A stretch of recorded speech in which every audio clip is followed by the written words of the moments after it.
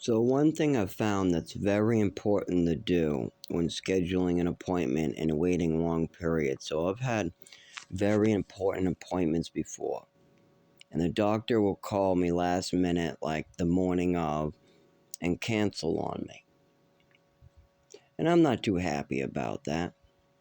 But it's very, very important that you call your insurance company or get a record of that cancellation and pass it on to your insurance company right away. I do this every time. The minute I get off the phone with the doctor canceling on me, I get a hold of the insurance company, or I even ask the doctor if I can keep a record of this and record them, and then repeat back to me what you just said. Are you canceling? Is that what you're saying to me? And then I have them repeat the message to me once again.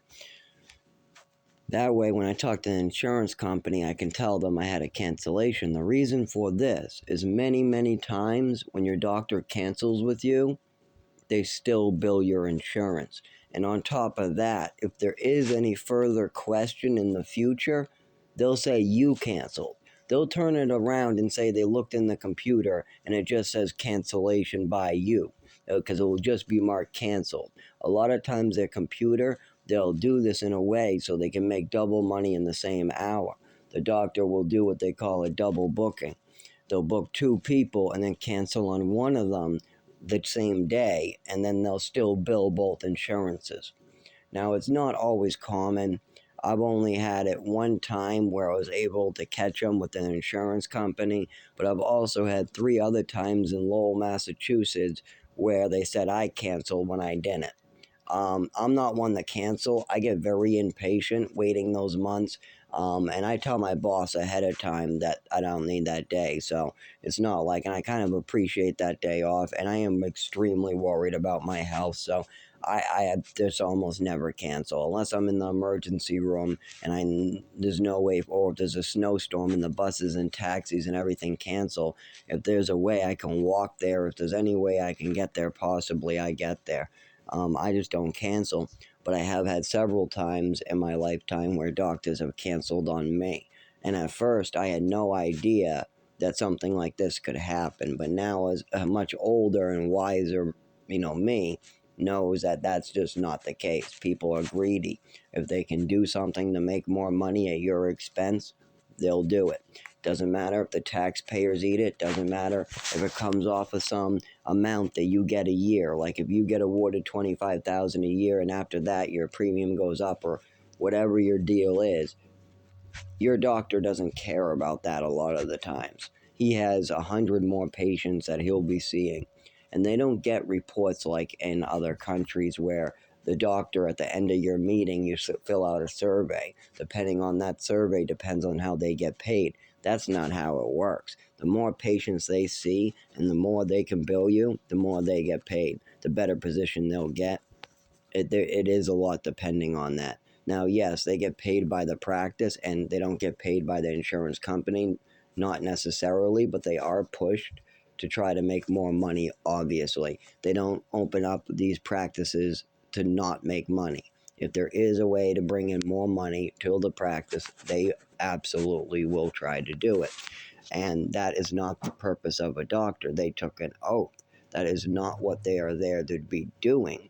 And a lot of times people get hurt, not helped. So the doctor makes money, the patient loses out, and he ends up getting hurt more. Because a doctor doesn't think of financial hurt as something that can turn physical, but it is. These doctors are doing damage to people. I mean, if you make somebody live outside in a tent because you wanted to bill somebody for something they didn't need, you're causing physical harm to that human being. If a mother sells her house to put her child through some type of health care that that child really doesn't need, then that's fucked up. That doctor then put those people in danger. And these are things that happen. These are things that happen out there. Doctors do take advantage. They remove the wrong leg. Surgeons want to make extra money. Practices double bill. They cancel last minute because they want to go golfing or something. There's always something.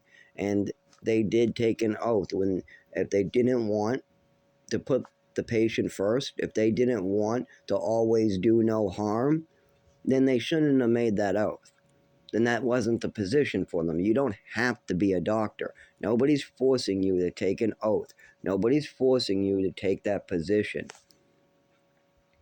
Just like if we stop lobbying in Congress, and then everybody, I've heard some people say, well, then nobody will work. Nobody will want to take the position. Of course they will. Plenty of people will want to run this country. Plenty of people will want those positions. And if the people in office don't like it, they don't have to take that job.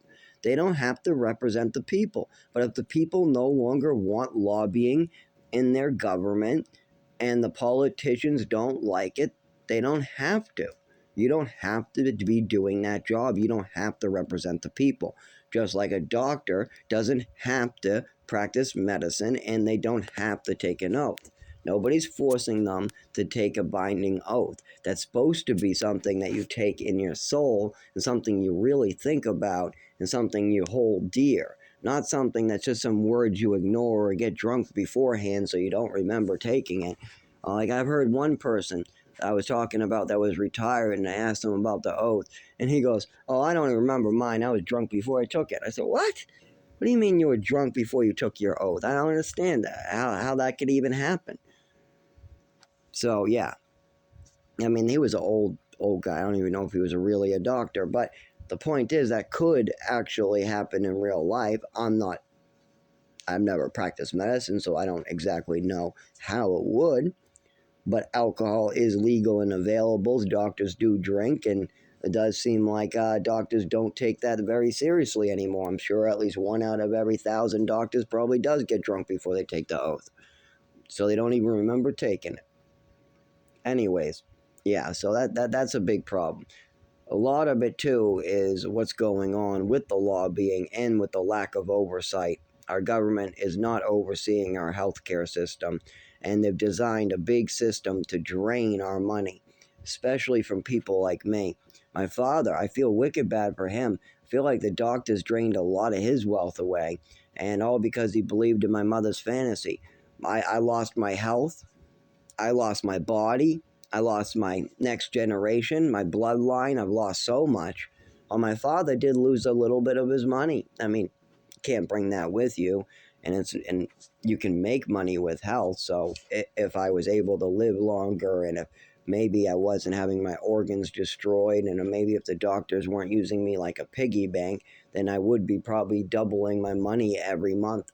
I mean, I was up to $20 an hour and then just keep on going downhill. But it's always been downhill. There's just some coping skills I've found better than others that really just help. Certain medicines, certain herbs, cinnamon, spices. I mean, just stuff you can do to remain healthy. Diet, you can change your diet. You can get more exercise. You can try to exercise less. You can try to bend over less.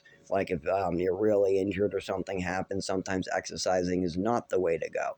Meanwhile, other times you need that exercise. This stuff you can do.